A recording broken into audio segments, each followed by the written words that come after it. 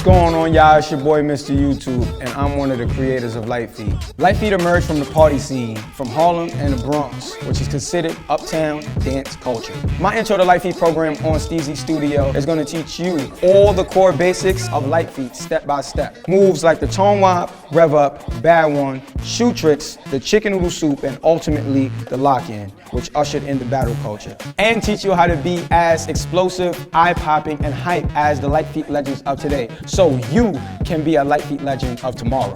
I didn't create Lite Feet for me, I created it for everybody. So I want you to join me and I want you to dance with me. My name is Mr. YouTube, aka the King of Lite Feet, and I'll be your Lite Feet instructor only on STEEZY Studio. Let's get it.